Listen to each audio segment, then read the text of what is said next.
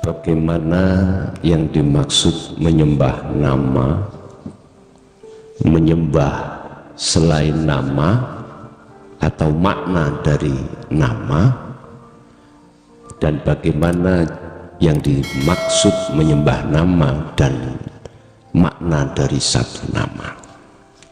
Gini Pak, di dalam hadits qudsi Allah dawuh, janganlah kau sembah namaku dan janganlah kau sembah zatku, sembahlah aku. Yang disebut menyembah nama adalah tatkala jasad ini mengatakan Allah, ya, tapi hati itu selain daripada hidup.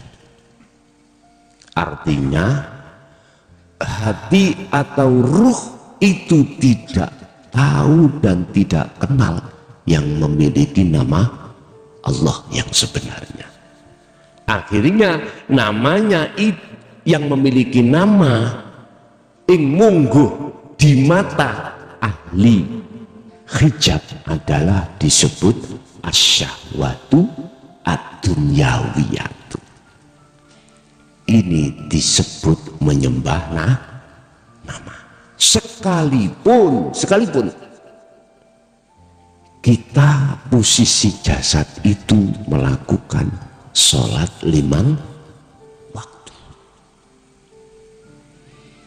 Lisan saya mengatakan Allah, tapi hati saya tidak menghadap terhadap Allah yang sebenarnya.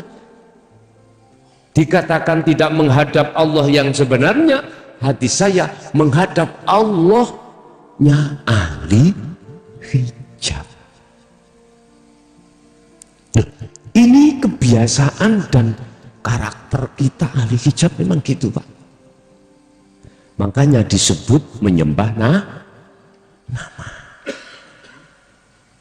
Udah, ini disebut menyembah nama. Bahasa menyembah itu ngabukti, ngawulo. Ngabukti itu tidak ada tendensi apapun. Berhubung saya belum kenal yang memiliki makna Allah, mohon maaf, pasti ada tendensi Pak.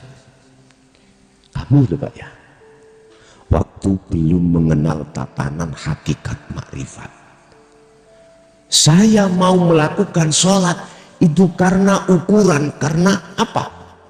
Supaya dimasukkan surga, supaya dikasih pahala. Itu ukuran saya ketika melakukan itu, karena ada tendensi seperti itu. Bukan ingin dipuja orang loh Pak. Padahal juga masih banyak saya melakukan sesuatu itu ingin diwahkan orang. Saya menjadi dai ngaji supaya banyak yang hormat rek, banyak pengikut rek. Nah, ini sudah terlepas. Padahal ini sudah terlepas, tapi di dalam hati masih ada tendensi hadiah Allah yang berupa surga atau pahala. Wahuma kilaini madmumun. Ini masih dipaidu Allah. Dipaidu itu dicaci Allah. Karena masih ada tendensi, berarti masih menyembah nama. Nah, yang dimaksud menyembah terhadap makna Allah atau yang memiliki nama Allah yang kami sebut sebagai sesuatu yang tidak bisa kau gambarkan, kau angan-angan, itu bagaimana? Yang bukan kami sebut sebagai zat, bukan ya? Bukan. Makna itu sendiri, itu bagaimana? Menyembah itu udah tidak ada tendensi apa-apa, harus mengatakan semuanya itu peran daripada isim fa'il itu sendiri. Siapa? Ya sesuatu yang tidak bisa kita sebut, manakala kita sebut itulah hidup. Jadi sudah nggak ada tendensi. Kalau bahasa lebih keras lagi, mencocokkan ambek hadits Qudsi wau, janganlah kau sembah nama dan zatku, sembahlah aku. Maksudnya Anda duduk di tajalli, berarti aku Allah.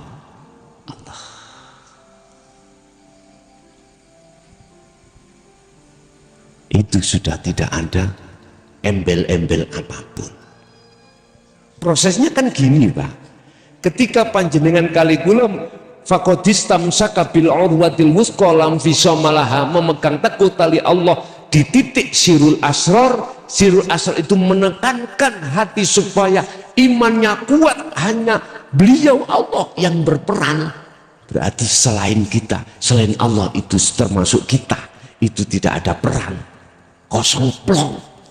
Itu prosesnya Pak, untuk menuju aku Allah kan di situ.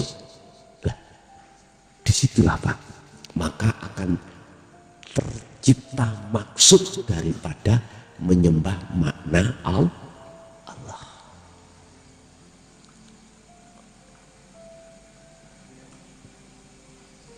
Jadi boleh jasadnya itu sholat, tapi hatinya sudah hilang semuanya, fana keakuannya. Berarti akunya Allah. Terus kalau sudah di situ jangan kau tuduh Allah nyembah Allah. Enggak. Masya Allah nyembah Allah. Nek sampean bahasa kotim ala kotim, pujanya pada pujanya, si pantas. Allah gak butuh disembah. Ya wis, iku wis. Ini sewenangnya Allah lah. Nah, caranya bagaimana kita biar tidak dituduh kafir zindik yang ini Pak. Dalam hati panjenengan kan ada iman. Kita iman. Iman itu keyakinan. Keyakinan yang sudah tidak ada selain Allah. Malaikat pun hilang, apapun pun hilang. Keimanannya hanya aku Allah tok itu. Itulah yang murni, sudah tidak tercampur apa-apa. Ini yang dimaksud Rasulullah, sallu kama ra'aitumuni usolli. Ini yang diharapkan Rasulullah terhadap umatnya, seperti ini.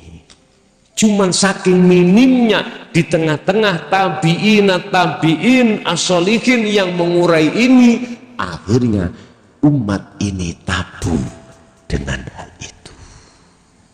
Sebab ini Pak, umpama kula gambar di atas itu ada Allah, Allah menurunkan tali langsung terhadap Muhammad yang berupa sirul asrar. Lah Nabi Muhammad ini menurunkan tabi'in as-solihin. Ini kalau dari sisi sayyid. Kalau dari sisi nasab berarti disebut habaib, dzurriyyah. Ngoten. Wis jenengan derek pundi terserah. Sahabat ini yang langsung menangi zamannya Rasulullah. Cirining ini kuau selalu mengutamakan pandangan hakikat menuju makrifat pada Allah di setiap aktivitas jasad ini. Beliau itu seperti itu. Makanya surat Al-Imran ayat 31 Allah mengatakan kul in kuntum tuhibbunallaha fattabi'uni. Muhammad katakan, apabila cintamu itu pengen diterima Allah, fattabi'uni, ikuti aku. Kata Rasulullah, ikuti aku.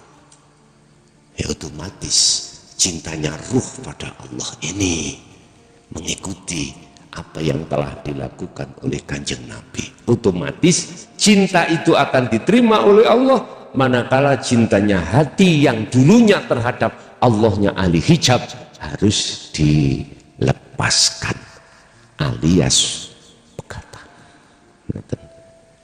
dilepas. Jadi kesimpulannya penyembahan itu ada dua, ahli hijab dengan ahli zuhud. Jadi ono Allah ahli hijab dengan Allah ahli zuhud. Lah di dunia ini saling bener-beneran Pak, ya dah.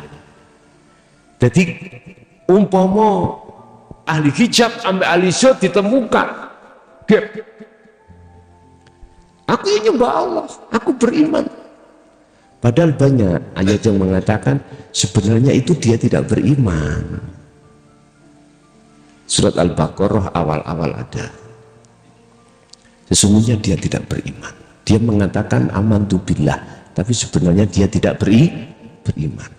Baik, urai ayat ini kalau tidak paham tentang hakikat ma'rifat ya susah. Jadi kapan ketemuannya kebenarannya itu clear? Tatkala jenengan kali kula ini kalau sudah idza jaa ajaluhum, kebenaran di situ akan dibuka Allah, dan disitulah letak penyesalan. Letak penyesalan ini nanti akan dibuka Allah kebenaran yang sebenar-benarnya di situ. Lah, ketika di dunia ini saling berargumentasi, aku sing bener cari ahli hijab, ahli sud, aku sing bener enggak. Udahlah, ini nanti oyo-oyoan wis ben cari kata yang khawasul khawas. Udahlah, jangan gegeran. Udah nanti kebenarannya di mata Allah, di mata Allah.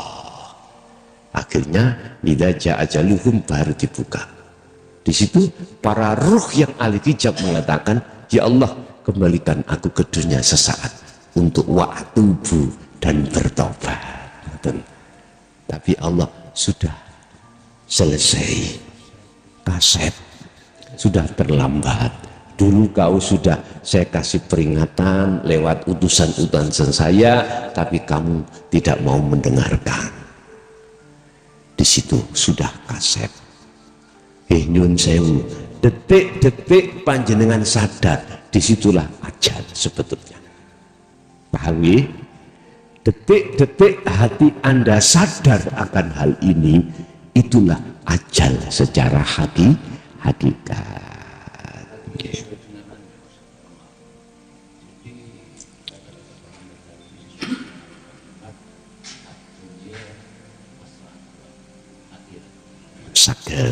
Saged diwastani ngoten.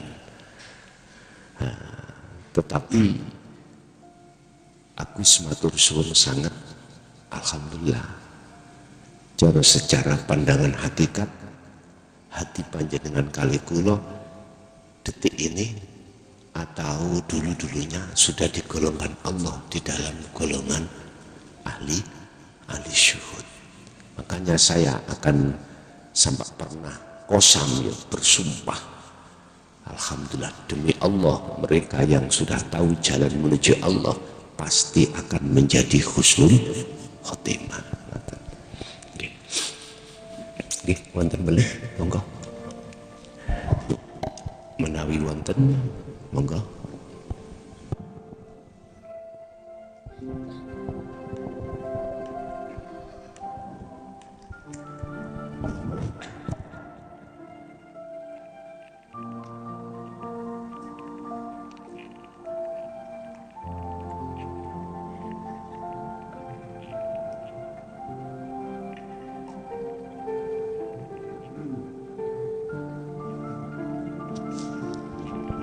Namanya perdana, kados yang sidang perdana paling dibacakan tok tuntutane, dibacakan tok wonten sinati ngoten.